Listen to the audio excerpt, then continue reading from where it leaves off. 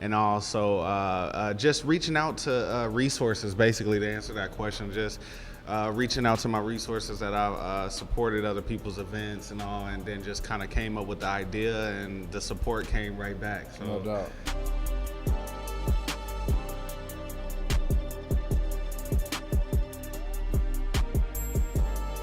What's good with it? Podcast, What's YouTube, up? social family. It's your man, Gassed Up or Passed Up Life, with one of my OGs, one of the younger old heads that I got over here, my man, Barry McCary. You're the second, aren't you? I'm the second junior. The second yeah. junior. BMJ, Barry McCary Jr., owner of Dated, Faded, Worn, the hottest vintage swap meet in all of Texas and soon to be all of America. So, B, go ahead and kind of run down the vision and the mission of what you got going on right now, brother. Okay. I host, well, at least it started off as hosting events here in Dallas, highlighting 80s, 90s, 2000s vintage apparel. We opening up a store now, and Dated, Faded, Worn is a brand. Congratulations as well. Appreciate it. It's not just specifically going to events, store, or even for media. Dated, Faded, Worn is a brand. It's a source to different outlets into the vintage community. So now that we are opening up a store, we have that to offer. People can come up there and get to shop some of what we stand for, some of the best things in the city and the state, while also coming to any of our events, whether it's in Oklahoma City, Houston, Dallas here. So let's talk about that. What got you all out to Oklahoma? How did that start off? Well, it actually came from a connection from a long time ago into the sneaker community. Right. My boy JG, he's out there, and he does sneaker events out there. Because I know you've been in the sneaker game for a very, very long time before specifically vintage. Right. Is like what my face is a little bit more known for now. However, before then it was all 100% sneakers. I love collecting OG colorways and also just reaching out to resources, basically, to answer that question. Just reaching out to my resources that I've supported other people's events and all, and then just kind of came up with the idea, and the support came right back. So. No doubt. That's why it's good to always, keep good communication and, never burn bridges. You never know, Facts. So Facts. That's how I got up there to Oklahoma. Plus, on that note too, there was always some vendors coming from Oklahoma down here to my Dallas event. So it was just kind of like making it home for them. Yeah. Okay, and how long has, when was your first swap meet? Up under another name, we started that in August 2017. Dude, it's so crazy because I remember asking, I think I came over to the apartment, we were playing 2K one time, and it was like 2018, and I said, yo, when was the first one of these? And I remember you and Didi were like, about a year ago. Right. And I was tripping. I was tripping because it was like, yo, this happened. This has happened in a year. 1 year. And it was because, and it was even more just mind blowing to me because that was kind of obviously not at all in the vintage realm, but that was the direction I was trying to push my brand vision and all that. And so in terms of community and building it that way. And so, so bro, when I saw how that went, I was like, yo, there's no stopping. There's no stopping for this. Right, yeah.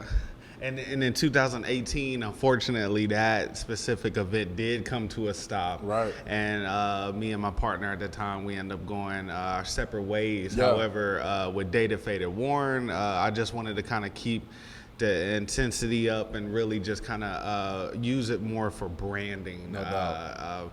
Not just to specifically be known as an event, you know. So, sure. By the way, Dated, Faded, Worn, the name drops down from being started in DFW. So, Dated, Faded, Worn, shouting out to the cities that everything started in. However, also describing like a vintage T-shirt or something. Yeah. So, like, you know, it being dated, faded, and worn. That's usually what most of the tees and jackets and stuff inside of the store have anyway. Right. And Be already speaking of described. faded, shout out to the squad, Faded Decade. Oh I yeah, know Houston. you. Yeah. Exactly. Shout I out know to y'all those went out guys to too. them.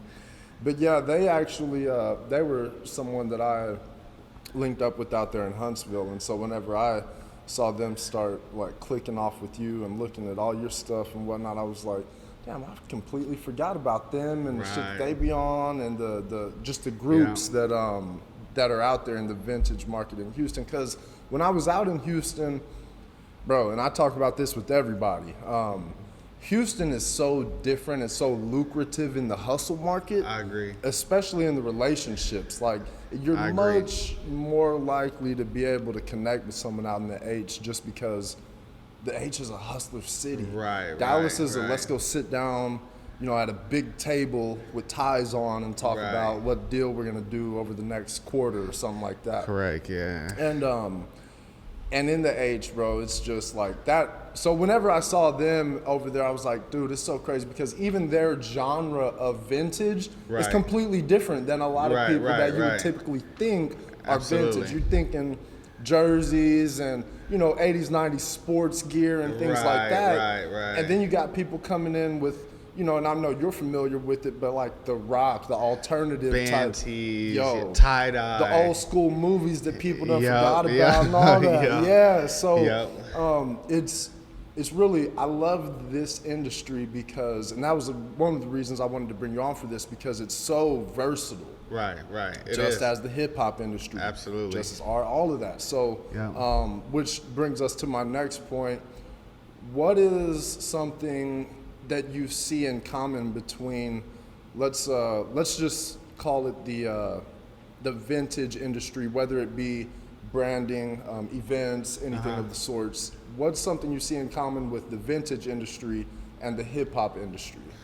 Well, I do see a clash right now. Shout out to Travis Scott, who kind of helps out the vintage community a little bit more. There's been people who has like clashed them both, but is that what you mean? Like exactly how or what the differences and right? So like how is, for instance, well, rather let me not say the industry, but an artist, for instance. Okay. So an artist, how they have to go about marketing themselves and pushing their music. Gotcha. How is that similar to someone like yourself, or even, let's say, OKC Jersey boy, young cat who's trying to put himself out there in the industry, an artistic industry at that. You know, what are some similarities in just that hustle? And well, I gotta say, there's definitely similarities, because just as much as you have to go out and promote your music or something like that, you have to go to the thrift stores and catch some of those like discounted items, that stuff that you can get like for $5 or $6, but you just walked in there and now that turned over to $200 or something. Easily. You know, easily, depending on what piece you're looking for. So I feel like the similarities in the both is that, like, just like when you got your music, you're working on a project, you gotta get out there, you gotta let people hear it, you gotta let people know about it. But how much have you studied the vintage industry? As I'm learning here today, still to this day, because I think that's something that's important that a lot of either musicians or businessmen or women don't do, is they don't study the industry that they're trying to take over, or know who you've learned from, you know, and just kind of stay consistent on kind of just watching them with your own flair. Everybody is different. Everybody has a whole different demeanor and way about going about handling their business. So even though you may have some people that you look up to, that doesn't necessarily mean you're copying them or anything like that. You just, you know, using that as motivation and to, you know, just create your own lane with it, you know, because into the scene that I am in, absolutely Round 2 and Sean Witherspoon has made like a dramatic impact on this community. From now, he's got like 7 Round 2 stores and probably 7 vintage Round 2 stores. So like, you know, I just like to actually still watch him, Yeah, you know, and see how he's going about it and helping the community grow, and which ways can I help out our scene. No But, doubt, no yeah. doubt.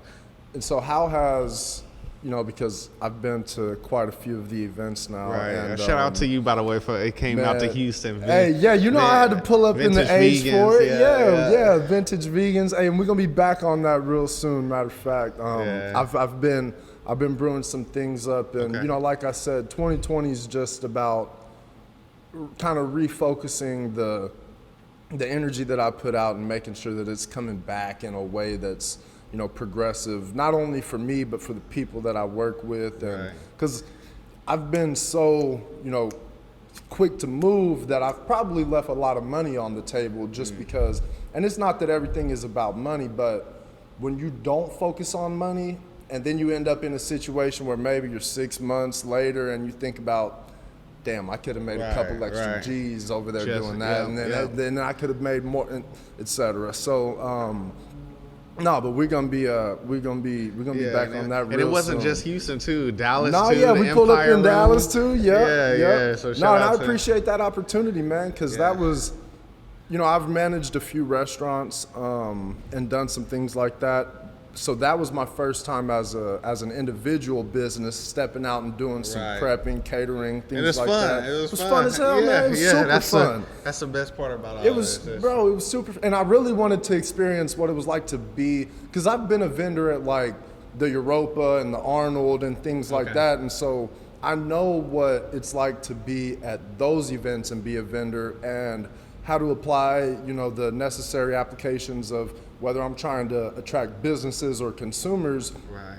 And doing that on a purely consumer level is, I mean, to me, it's much more fun. Right, It's right. now operating business to business. Yeah, that's great. Yeah, it's necessary. But when you're working business to consumer, pure business to consumer, Right. you have the opportunity to just get real artistic with your shit. Absolutely. Yep. You can talk to people a little different ways by how they Yo. come up to you, and you can match that same energy. The energy, Yeah, is yeah, different. absolutely. And Yeah. it was just really fun to experience that, and so that got my mind going. And you know, and then recently after that, you know, we did the touchdown at the district event here. Right.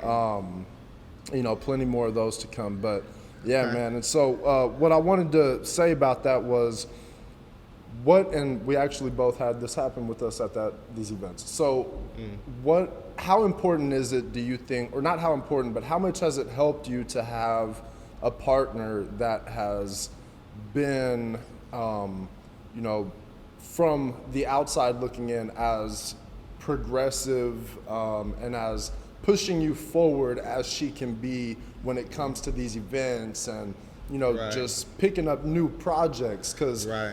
if you're picking up new projects like I'm watching you pick up, there's Right. no way that she's not also taking on more responsibility, whether it be Right. intentional or unintentional. Yeah. And so that's something that I recognize a lot with myself and Taylor. So, you know, I kind of wanted to pick your brain on how that's kind of helped you in any way. You know what I'm saying? Definitely the support system for sure. I mean, I think more than anything physical or Yeah. hands-on, the support in the back end mentally as a you know, a founder of a business, owner of a store, and you know, it's more for background No doubt. and for me at least. But having that support system just kind of keeps me going. It allows me to be able to open my mind up for more. You know, Word. I'm not just struggling or thinking too long on one specific topic. Right. Just run it by, you know, her, and then Yeah. she'll just keep it real honest from a whole different point of view. I doubt. can stay in like a in the CEO mode, you No know, doubt. Yeah. and Yeah. also see how it looks from the consumer and the guest, or Right. you know, Yeah, point of no, view as well. For sure. So I gotta say, even before anything hands-on, Yeah. physical, anything, is definitely mental doubt. support. Yeah. That's what's up, man. Yeah. Good deal, brother. Yeah, that was something I wanted to make sure I touched on because I know people need to understand that, especially Yeah. people that have people there. Right, right. Let your significant other into that part of your life Right, because absolutely. if you don't, now you create friction and all that. Right, and always be able to have some type of input, because no input to the CEO or founders or owners, those inputs never can hurt. The more you hear, the more you can kind of surface your whole business however you want to, know. So just that and being able to ask too, being in that position, being able to ask questions too, also can keep relationships good, and then not just that, like you just keeping it more honest. You don't want to ask your partner how did that event go, and then you expect a sugar-coated answer every time. Right. We need the real honest opinion on how that went, and that's the best part. For sure. No doubt. Other than like mentally supporting is very key in having a partner. That's great, man. Especially That's into this world, Yeah, no, for sure. Dope. All right, I think I might have ran over our time a little bit, but all right, so I'm gonna pop off a few quick questions real quick. So, who right now is your favorite hip hop artist? Favorite hip hop artist? I gotta say Larry June. Larry June. He's I'm starting to feel pretty bad about how long it's taking me. Him and Currency at the top, but Larry June, he's just like right now, he's bumping. You got Larry over Spitter? Right now, I do. Okay. Right now, I do.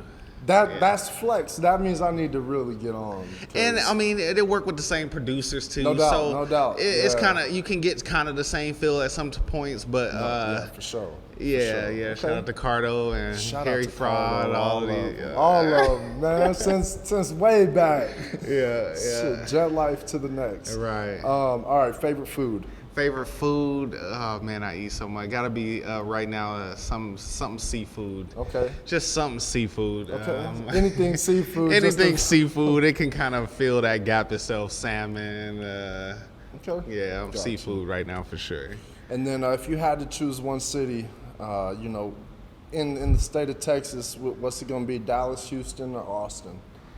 Even though I'm here in Dallas, my home is here right now, I think I would really enjoy being in Houston. Yeah. So if I had to pick one, even though I have not lived in Houston, I would probably say Houston, just so I can feel that what we were talking about earlier, no kind of doubt, feel it man. from a more home point of view. Bro, it's crazy. Yeah. It's crazy for sure. Our crowd out there, Yeah. it's just, they're just, like you said, the connection's just a little bit more easier. Yep. And everyone there has something going, so they're trying to keep everyone going. Because when people stop, they can't help each other, and it's a real, like, Houston is almost, I look at Houston, and I probably shouldn't use the word gang, but as a well-structured social organization. True, yeah, I agree with you Straight up 100%. Like, and Just Dallas like is that. Dallas is like the prep school 5 miles Right, a little down the more, road. for sure, more conservative. Exactly. Yeah. All right, man. All right, so I hate to cut this one. We're going to have to do another one soon, brother. Definitely. Like I said, these Chop Talks are to introduce you all to people that, I've known for a while, and people that have influenced me and helped me in my business life, my personal life, social. And same too, man. All same, of them, no vice doubt. That's versa, respect, too. Yeah, man. That's respect. Absolutely. So again, dated, faded, worn. Make sure y'all Yep. tuning in to everything that's going on. The store is opening soon. Barry, go ahead and run it to him one more time. Tell him where to find you. Dated Faded Warren. I can be found on Instagram at B214Mac. From Dated Faded Warren, you can find all of our other pages, like the media page and the store page. So. Yeah, and I'm actually really excited about that media page. Yeah. Because y'all's look is dope. It's stupid dope. It's gonna all clash together here soon. No It's just doubt. the beginning. So. Just the beginning, brother. Yeah. All right, man. Well, Appreciate congratulations on the store again. Thank you for coming out. Yeah. Alex, thank you. Dee Dee, thank you for coming out too. And shit, man. That's it. Gassed up or passed up. Life. Stay Gassed tuned. up, Chop Talk passed with my up, man, yeah. Dated Faded Warren. That's what it is. Let's Get it. go, baby. Appreciate it. Yeah.